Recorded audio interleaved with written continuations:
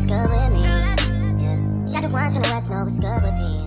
Hey guys, and welcome back to my channel. As you can tell by the title of this video, we are doing my silk press routine. I've recently started wearing my natural hair out, and I decided to show you guys what I do when I silk press my hair at home, because these prices, I'm not paying them. So I decided to sit down and teach myself how to silk press, and I'm showing you guys how I do it. Now I'm going to tell you now, I love heat, and I'm going to put heat on my hair to get the desired result that I want. So if you are someone who's afraid of heat damage and all those type of things, this silk press routine probably ain't for you, because baby, I go in. From the blow dryer to the flat iron, I go in when it comes to the heat, and that's probably why I do have heat damage. So I just wanted to give y'all that disclaimer. Before we get into this video, please make sure you like, comment, and subscribe. Join the family. We have a lot of fun over here, and I have a lot of videos planned. So make sure you hit that subscribe button and share with your friends. And now let's get into the video. So let's get into it. My hair definitely was in need of a deep wash. It's starting to get hot in the south, and my hair was getting itchy and irritated, so I definitely needed to wash it. I decided to use the Monday Hair Care Moisture line, the shampoo and the conditioner, and I enjoyed it. It's actually very moisturizing, and I feel like it really cleansed my scalp the way I like to, because I'm someone that I like my scalp to be squeaky clean and no products left behind. Normally I would have reached for my Living Proof Detox shampoo. That's a really good shampoo if you want like clarifying, but I decided to try this line out because I had it in my inventory, so I thought, why not?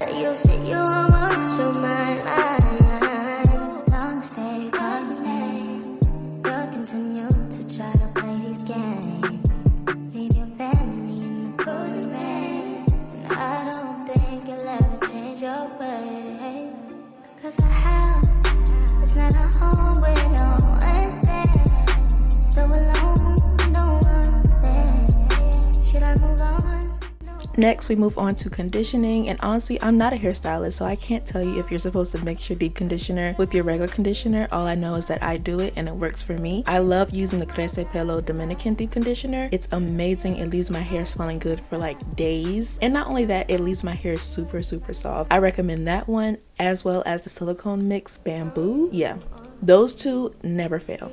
So after detangling, then I like to put a shower cap on and wash the rest of my body. I like to leave on the shower cap for about 15-20 minutes because I really want to make sure it's like deep in my hair. Then I will rinse it off, and not only rinse it off of my hair, but rinse it off of my body, because we do not want body acne. So make sure you rinse off the conditioner off your entire body from head to toe to make sure there's no residue left on your arms, your back, your shoulders, or anything else. It's not a home where no one's there, so alone.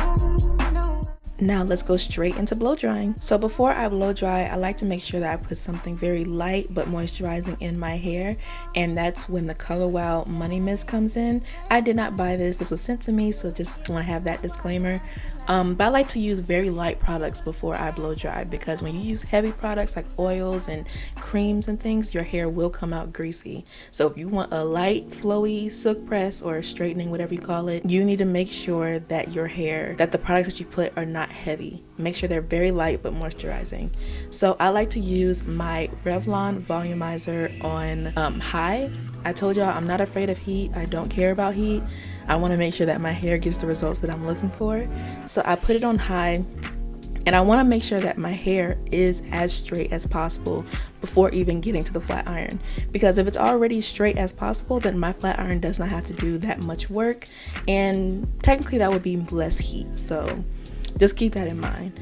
But I like to work the section over and over and over again, and I like to really make sure I wrap it around the brush so it can be stretched, you know, with the tension method. Make sure it's stretched to its like fullest potential. I also make sure when I am blow drying my hair that I split my hair in half, so straight down the middle, and I'll start working on the right side first, then switch over to the left side. I find that this works best for me and personally for my hair. And then for the final stretch, I just go over my whole head and make sure that there's nothing, like no section that's like not done. So I like to make sure my hair is completely straight as possible.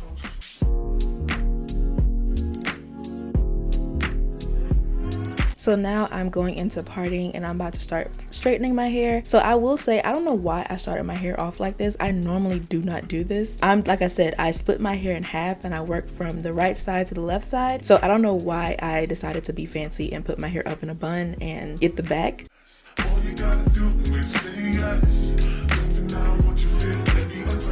As you can see, the number one thing I focus on are my roots, because your roots is normally the hardest thing to really get straight because it's like the closest thing to your scalp. And like I said, it's hot in the South, so I sweat through my scalp all the time. But when it comes to my straightening process, I really just focus on the roots, and then I just let the flat iron drag down the rest of the hair.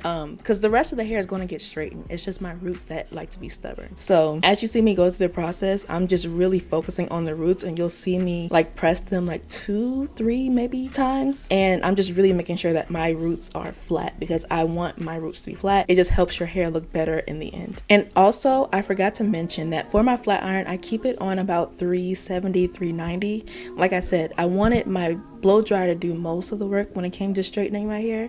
So now when I use my straightener, I keep it around 370, 390, and that pretty much does the job every single time. When I first did my silk press at home, oh my gosh, so I had it on like 400 and something because I thought my hair was like thick and coarse and it needed that extra heat. It did not. I ended up like burning a piece of my hair off, and you'll probably see it in my other videos and different things like that. You'll probably see it. Yeah, so after that I learned you only need about 370, 390, especially with my kind of hair.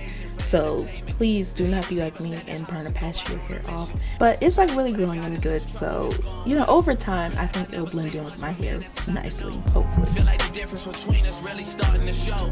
I'm looking at their first week numbers like, what are those?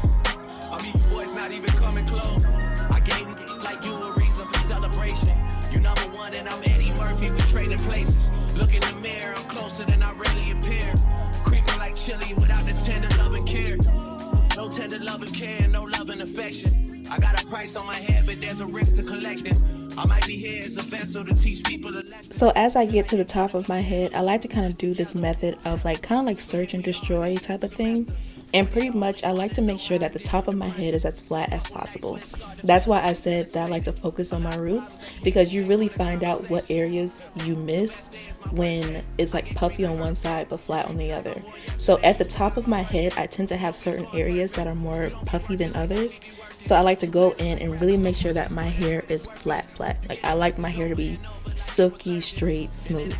So you kind of see me taking the comb and randomly picking certain spots and like going in and really pressing out the roots, because that's normally what it is. It's always the roots every single time.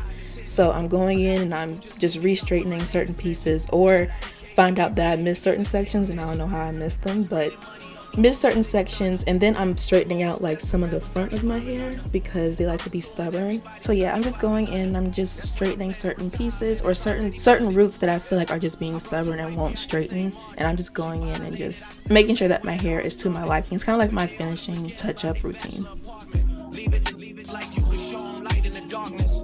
Told my mama that I found a lady in the So this is my hair about 3 days later. It's shiny, it's silky, it's flowy, it's exactly how I like it. So this was definitely a success, and I had a hard time finding an angle, so that's why it looks like this. But yeah, so y'all can see all the work was worth it.